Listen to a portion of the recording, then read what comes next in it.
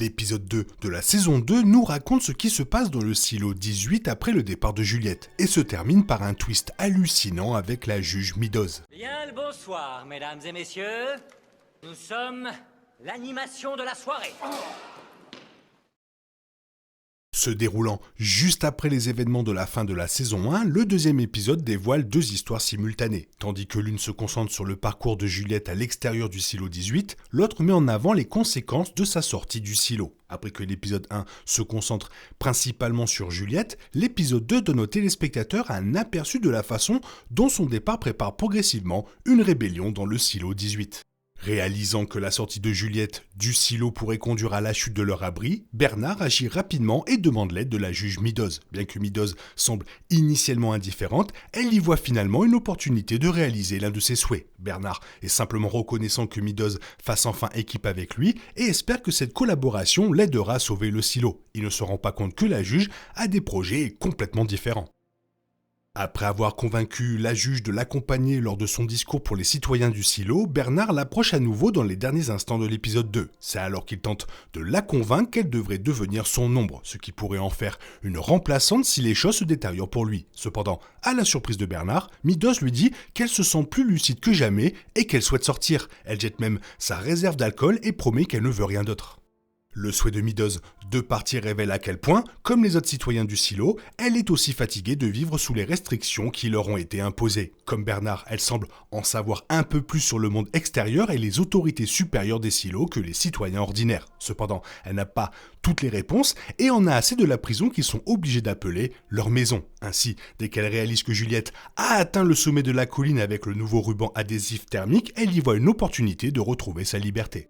La juge abandonne sa réserve d'alcool parce que boire n'était pour elle qu'un moyen de faire face au mode de vie oppressif du silo. Il est intéressant de noter que Meadows et le système judiciaire ne sont pas aussi importants dans le scénario global des livres originaux. Bernard n'envisage même pas de désigner Meadows comme son ombre dans les livres. Avec cette déviation de l'histoire, l'épisode 2 semble apporter d'autres changements majeurs au matériel source. Après avoir vu combien de personnes sont mortes dans le silo voisin grâce à la caméra placée sur le casque de Juliette, Bernard se réfère à l'ordre, un guide qui fournit une liste d'actions que le chef doit entreprendre pour établir le contrôle. L'ordre a une page séparée dédiée au protocole en cas d'échec du nettoyage, qui dit « En cas d'échec du nettoyage, préparez-vous à la guerre ». Le protocole suggère qu'un nettoyage raté constitue le pire des cas car il constitue un acte de défi et de prise de conscience. Avant Juliette, tous les citoyens qui sortaient du silo nettoyaient l'objectif de la caméra à l'extérieur. Ils l'ont fait parce qu'ils ont été trompés par les fausses projections créées par leur casque. Tous les citoyens qui ont quitté le silo, y compris Holston et sa femme, ont nettoyé la lentille parce qu'ils voulaient que les gens à l'intérieur voient que le monde extérieur était habitable. L'hologramme créé par le casque a non seulement incité les gens à nettoyer les lentilles, mais a également permis de maintenir celles à l'intérieur du silo conforme. Cependant, Juliette se rend compte que sa vision à travers le casque n'est qu'un simple filtre, la convainquant qu'on leur a menti. Comme dernier acte de défi, elle refuse de suivre le rituel du nettoyage de l'objectif.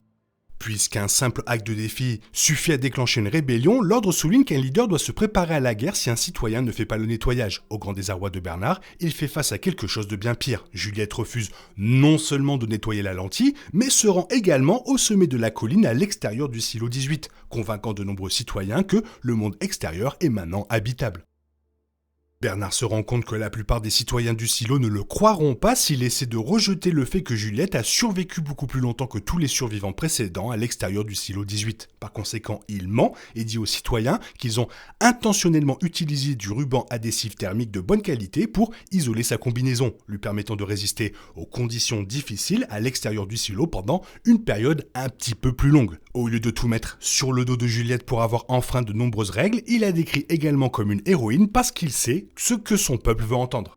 Il dit que Juliette s'est portée volontaire pour quitter le silo et tester le nouveau ruban adhésif thermique. Pour terminer son discours sur une note positive, il rend même hommage à Juliette pour s'être sacrifiée et leur avoir permis de comprendre comment ils pourront tous éventuellement un jour quitter le silo. Bernard organise même des chahuteurs qui prétendent que Juliette est toujours en vie. Il fait cela parce qu'il se rend compte qu'il serait préférable pour lui de répondre au scepticisme croissant à l'intérieur du silo avec un récit contrôlé plutôt que de laisser les rumeurs échapper à tout contrôle.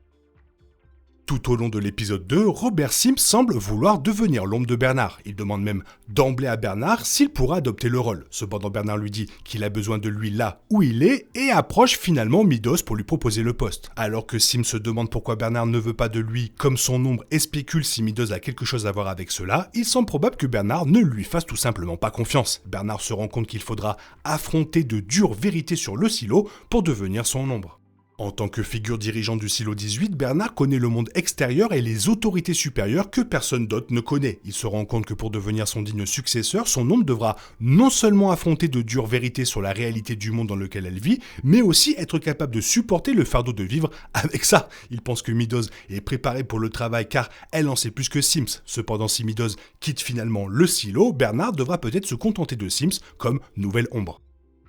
Dans cet épisode, Meadows montre une copie du magicien d'Oz à Bernard et explique comment le sorcier de l'histoire n'est rien d'autre qu'un escroc qui utilise de la fumée des miroirs pour créer une illusion de pouvoir. Lorsque Bernard lui demande si elle l'appelle le magicien, elle n'est pas d'accord et dit qu'elle se sent comme le magicien à l'intérieur du silo. Cela reflète le fait que, bien qu'elle fasse partie du système judiciaire, Meadows se sent comme une imposteuse car, comme les citoyens, elle a peu ou pas de pouvoir et de contrôle. Silo semble partager de nombreux autres parallèles intrigants avec le magicien d'Oz. Compte tenu de l'interprétation politique de l'histoire classique par Henry M. Littlefield, les citoyens du silo 18 représentent l'épouvantail parce qu'ils sont naïfs et désirent plus de connaissances sur le monde extérieur. Les ouvriers de la mécanique sont comme le Tin Man du magicien d'Oz, déshumanisés par leurs machines et aspirant à la compassion. Martha Walker est le lion lâche qui n'a pas le courage de lutter contre la tyrannie. Enfin, alors que les méchantes sorcières sont les forces invisibles autoritaires qui gèrent les silos, Juliette et Dorothy veulent rentrer à la maison.